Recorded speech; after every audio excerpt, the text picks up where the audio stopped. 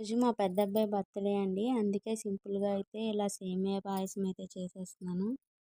నేను చేసే సేమియా పాయసం కొంచెం డిఫరెంట్‌గా ఉంటదండి. కానీ డెఫినెట్‌గా ఒకసారి ఈ స్టైల్‌లో ట్రై చేయండి. టేస్ట్ అయితే చాలా బావుంటుంది. నేనైతే పాలల్లో అసలు వాటర్ అయితే వేయనండి. సేమియాని కొంచెం డార్క్ బ్రౌన్ కలర్ వచ్చేంత వరకు ఫ్రై చేసుకోవాలి. ముందుగా మరిగించి పెట్టుకున్న వేడి నీళ్ళనైతే సేమియా ములిగేంత వరకు వేసేయాలి. సేమియా ఉడికిపోయాక అన్నం వార్చుకున్నట్టు సేమియాని వార్చేసుకోవాలి. తర్వాత మరుగుతున్న పాలల్లో ఈ సేమియాని వేసేసుకోవడమే. ఇప్పుడు టేస్ట్‌కి సరిపడా షుగర్‌ని యాడ్ చేసుకోవాలి. సేమియా ఇలా పాలల్లో ఉడుకుతున్నప్పుడు కొంచెం ఇలాచీ వేసుకోవాలి. ఫైనల్‌గా కొంచెం నెయ్యిలో కిస్మిస్‌ని, జీడిపప్పుని వేసి ఫ్రై చేసేసుకోవాలి. ఫ్రై అయిపోయాక సేమియాలో వేసేయడమే.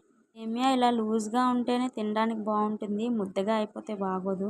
నేను గ్లాసుంపావు సేమియాకి 4 పాల ప్యాకెట్లు అయితే తీసుకున్నాను. ఒకసారి మీరు ట్రై చేయండి.